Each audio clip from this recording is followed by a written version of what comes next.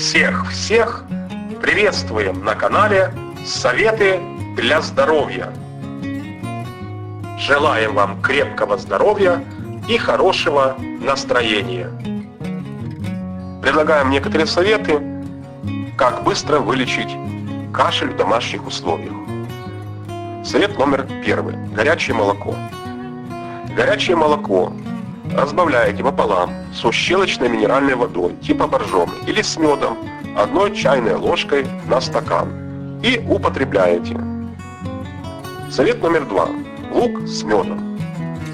Берете 500 грамм очищенного репчатого лука и измельчаете. Добавляете 400 грамм сахара и варите на слабом огне в 1 литре воды 3 часа. Затем остужаете и добавляете 50 грамм меда. Переливаете в бутылку и закупориваете. Принимать по 4-6 столовых ложек в день после еды. Совет номер 3. Сок моркови с молоком. Смешайте свежевыжатый сок моркови с молоком в равных пропорциях.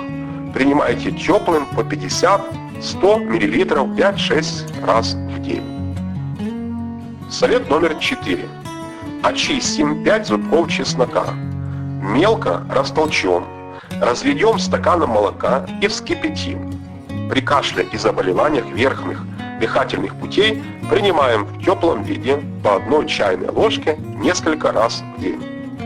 Совет номер 5. Вечером возьмем большую луковицу и мелко ее нарежем. Засыпем ее 2 столовыми ложками сахара. К утру лекарство готово. В течение дня выпейте образовавшийся сок или съешьте сладкий лук. Лечитесь так несколько дней, и кашель пройдет. Благодарим вас за то, что были с нами. Заходите на наш канал и подписывайтесь. До скорых встреч!